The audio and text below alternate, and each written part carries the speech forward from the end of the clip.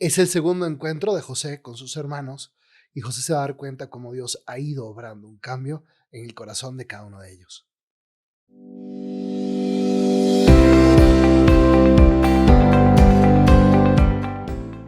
¿Qué tal? Soy el padre Rafael Pacanins y bienvenidos apóstoles a este nuevo episodio de Génesis en Cuaresma, ¿no? Estamos tratando de desentrañar todos estos capítulos del Génesis. Esperemos que en el futuro podamos hacer otros libros para que nos vaya ayudando a responder. El Génesis responde a preguntas muy fundamentales de nosotros como humanos, como católicos, como bautizados, como hijos de Dios y como apóstoles que tenemos la misión de ir y hacer discípulos a todas las naciones. Entonces, que esto nos ayude mucho a fortalecer nuestra identidad y sobre todo estas narraciones fabulosas de la vida de José, un gran héroe de la Biblia, del Antiguo Testamento. Vamos entonces a hacer una oración. En nombre del Padre, del Hijo, del Espíritu Santo. Amén. Habla, Señor, que tu siervo escucha. Que tu palabra sea mi alimento de cada día. Que sea agua viva que me refresca y lámpara luminosa para mis pasos. Que como el fuego ardiente tu palabra queme mis entrañas y como palabra afilada, como espada afilada penetre mi corazón. Que tu Espíritu Santo despierte hoy mis oídos como discípulo, para que meditando tu palabra como María, la Sagrada Escritura inspire mis pensamientos, palabras y acciones de cada día. Amén. Capítulo 43 del Génesis. El hambre asolaba el país. Y cuando se agotaron los víveres que habían traído de Egipto, su padre les dijo: regresen a Egipto a comprarnos un poco de comida. Pero Judá le respondió: aquel hombre nos advirtió que no nos presentáramos delante de él si nuestro hermano no nos acompañaba. Si tú dejas partir a nuestro hermano con nosotros, bajaremos a comprarte comida. Pero si no lo dejas, no podremos ir, porque el hombre nos dijo: no vengan a verme si su hermano no los acompaña. Y dijo a Israel: ¿por qué me han causado este dolor al decirle a este hombre que tenían otro hermano? Ellos respondieron: él comenzó a hacernos preguntas sobre nosotros y sobre nuestra familia. ¿El padre de ustedes vive todavía? ¿Tienen otro hermano? Nosotros nos limitamos a responder a sus preguntas. ¿Cómo nos íbamos a imaginar que él nos diría: traigan aquí a su hermano? Judá dijo a su padre Israel: envía al muchacho bajo mi responsabilidad. Ahora mismo nos pondremos en camino para poder sobrevivir. Del contrario, nosotros moriremos. Tú y nuestros niños también. Yo respondo por él. Y tú tendrás que pedirme cuentas a mí. Si no te lo traigo y lo pongo delante de tus ojos, seré culpable ante ti todo el resto de mi vida.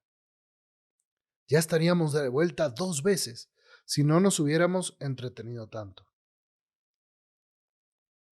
Ya que tiene que ser así, continuó diciendo Israel, hagan lo siguiente: pongan en sus equipajes los mejores productos del país y regalen a aquel hombre un poco de bálsamo y un poco de miel, goma tragacanto, mirra, nueces y almendras. Tomen además una doble cantidad de dinero, porque ustedes tendrán que restituir la suma que les pusieron en la bolsa. Tal vez se trate de una equivocación. Lleven también a su hermano y vuelvan cuanto antes a ver a ese hombre. Que el Dios Todopoderoso lo mueva a compadecerse de ustedes y él les permita traer a su hermano, lo mismo que a Benjamín.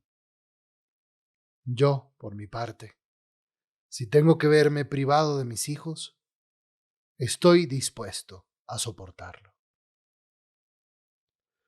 Ellos recogieron los regalos, tomaron una doble cantidad de dinero y bajaron a Egipto llevándose a Benjamín.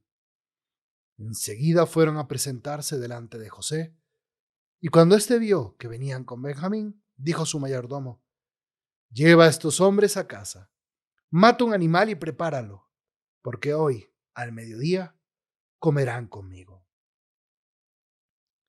El mayordomo hizo lo que José le había ordenado y los condujo hasta la casa. Pero ellos, al ser llevados a la casa de José, se llenaron de temor y dijeron: nos traen aquí a causa del dinero que fue puesto en nuestras bolsas la vez anterior. No es más que un pretexto para atacarnos y convertirnos en esclavos, junto con nuestros animales. Y se acercaron al mayordomo de José y le hablaron a la entrada de la casa, diciéndole: perdón, señor, nosotros ya estuvimos aquí una vez para abastecernos de víveres. Pero cuando acampamos para pasar la noche, abrimos nuestras bolsas y el dinero de cada uno estaba junto a la abertura de su bolsa. Era la misma cantidad que habíamos pagado. Ahora tenemos esa suma aquí con nosotros. Y además hemos traído dinero para adquirir nuevas provisiones. No sabemos quién puso el dinero en nuestras bolsas. Pero él le respondió: quédense tranquilos, no teman. Su Dios y el Dios de su padre les puso ese dinero en las bolsas. La suma que ustedes pagaron está en mi poder. Y enseguida les presentó a Simeón. El mayordomo introdujo a los hombres en la casa de José, les trajo agua para que se lavaran los pies y les dio pasto para los animales. Ellos prepararon los regalos y esperaban la llegada de José al mediodía, porque ya les había avisado que comerían allí. Cuando José entró en la casa, le presentaron los regalos que traían y se postraron ante él con el rostro en tierra. José los saludó y les dijo: ¿el anciano padre de que me hablaron vive todavía? ¿Cómo está? Nuestro padre, tu siervo, vive todavía y goza de buena salud, le respondieron. E inclinándose, se postraron. Al levantar los ojos, José vio a Benjamín, el hijo de su misma madre, y preguntó: ¿es este el hermano menor de que me habían hablado? Y añadió: que Dios te favorezca, hijo mío. José salió precipitadamente, porque se conmovió a la vista de su hermano y no podía contener las lágrimas. Entró en una habitación y lloró. Después se lavó la cara, volvió, trató de dominarse y ordenó que sirvieran la comida. Sirvieron en mesas separadas a José, a sus hermanos y a los egipcios que comían con él. Porque los egipcios no pueden comer con los hebreos, es una abominación para ellos. Cuando se sentaron frente a José, por orden de edad, de mayor a menor, sus hermanos se miraron con asombros unos a otros. Él les hizo servir de su misma mesa y la porción de Benjamín era 5 veces mayor que la de los demás. Todos bebieron y se alegraron con él. Qué momento tan tremendo este reencuentro, ¿no? Pero vamos a verlo desde la decisión que toman los hermanos de regresar y la opción que hace Israel, su papá. Dice en el versículo 1 que el hambre asolaba el país. Yo creo que hay momentos en nuestra vida de crisis en los que nos ponen a nuestro límite y entonces nos obligan a tomar ciertas decisiones. Esto es lo que está pasando aquí. Esto es lo que hace que el papá de estos hermanos, Israel, tome la decisión de dejar ir a sus hijos, incluso con una gran resignación. Dice en el versículo 14, si tengo que verme privado de mis hijos, estoy dispuesto a soportarlos por el hambre. Hay momentos de carencias enormes en tu vida. Probablemente ahorita estés pasando por alguna carencia grande que te está llevando a lo esencial.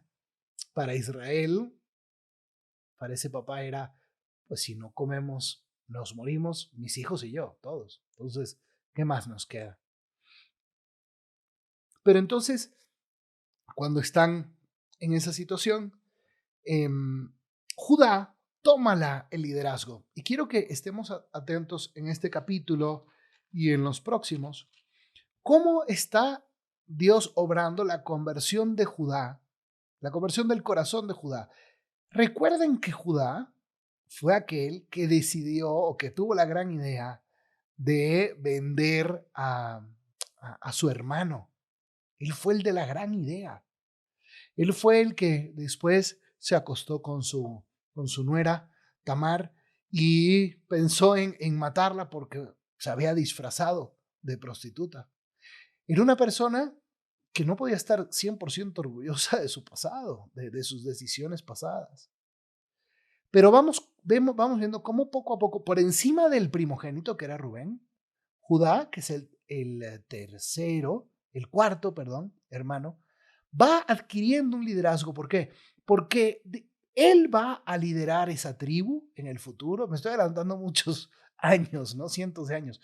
Pero de esta tribu de Judá, que va a ser la tribu que prácticamente va a gobernar sobre todas las demás, de esta tribu van a ser David y van a nacer en un futuro el Mesías Jesús. Este era antepasado de Jesús. Estamos hablando de la historia de él y de los tíos de Jesús. Pero qué interesante, fíjense las cosas que dice. Envía al muchacho bajo mi responsabilidad, versículo 8. Ahí vemos el liderazgo de Judá. Bajo mi responsabilidad. Yo respondo por él, versículo 9. Y tendrás que pedirme cuentas a mí. Si no te lo traigo, seré culpable. Judá, de pasar de ser de una persona envidiosa que no le importa el bien de sus hermanos, ahora entonces toma la responsabilidad. Y esto es una de las primeras virtudes del líder. Toma responsabilidad total, responsabilidad incluso extrema de lo que pase. Él es el que le dice, papá, déjanos ir, vamos a hacer esto. Papá, si pasa algo, yo respondo. Estas son virtudes de un líder, de cualquier líder. Y hoy se necesitan muchos líderes católicos que respondan ante los demás y sus decisiones estén basadas no en el egoísmo, sino en el servicio, sacrificado incluso hasta el heroísmo. Entonces, el papá pues no le queda más que permitir que se vayan. Cuando llegan otra vez a Egipto, José los ve y les manda a prepararse para comer ante él, eran sus hermanos, y manda al mayordomo a preparar todo. Y fíjense qué interesante, cuando los hermanos le dicen, oye, encontramos el dinero en nuestras bolsas, es un error, aquí te lo vamos a devolver. Las palabras de esta persona, que no conocemos su nacionalidad, habrá sido un egipcio, habrá sido un esclavo de cualquier otro pueblo. Miran lo que les dice, versículo 23. Quédense tranquilos, no teman, su Dios y el Dios de su papá les puso ese dinero en las bolsas. Probablemente él estaba siguiéndole pues todo el show al faraón, ¿no? Y no quería revelar nada, pero está diciendo una gran verdad. Dios, el Dios de Abraham, el Dios de Isaac, el Dios de Israel, es el que está moviendo todo esto. Entonces se sientan a comer, José le pregunta de su papá y se postran. Este versículo es importantísimo, el 28. Inclinándose, se postraron. Se cumplieron ahí los sueños de José, los sueños que le había puesto Dios en su corazón. Porque Dios nunca deja de cumplir sus promesas. Él va encontrando la manera. Ustedes me entenderán que después de tantos años, José habrá dicho esos sueños que yo tuve. Yo no voy a volver a ver a mis hermanos y si los veo, van a seguir siendo unos engreídos.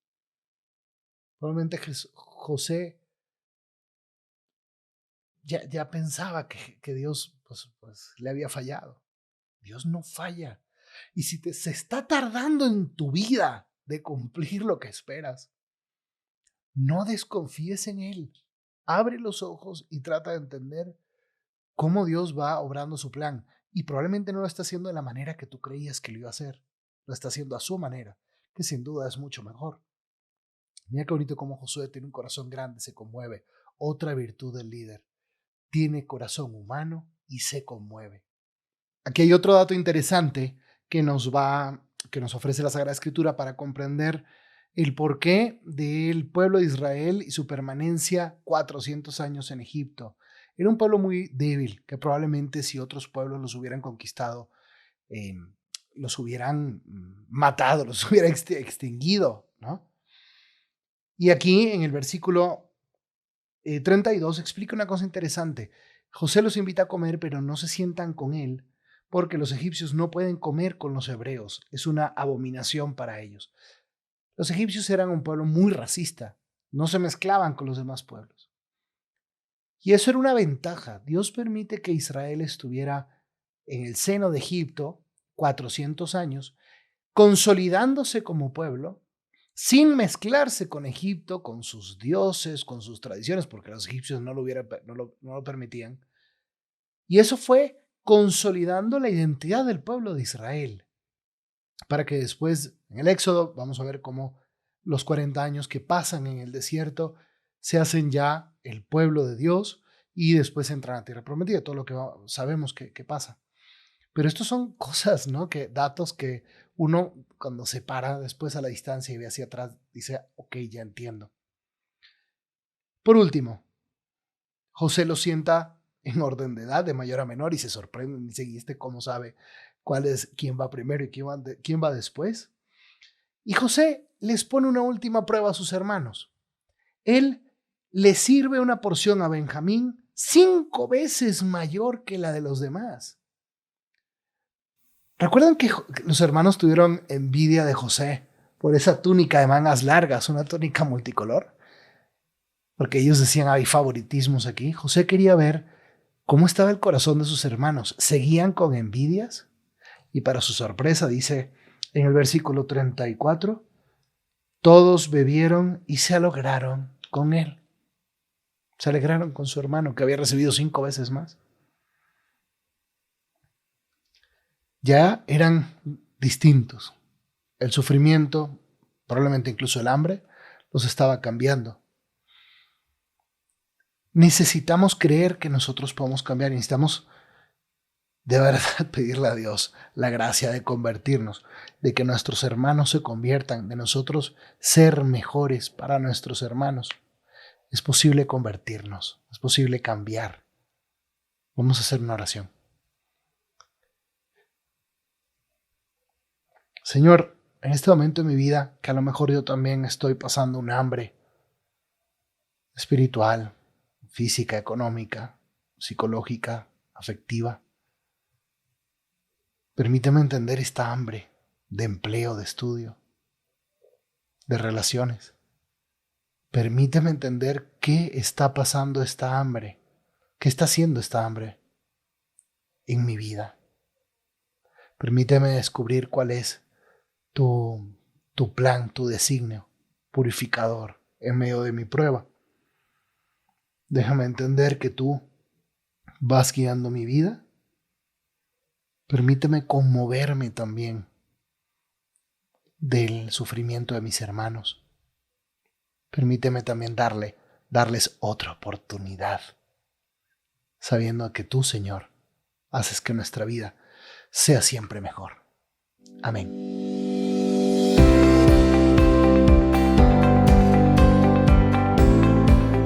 Oye, si te gustó, recuerda darle like, suscríbete, comenta, compártelo, así nos ayudas a llegar a muchas más personas, ¿ok? Dios te bendiga.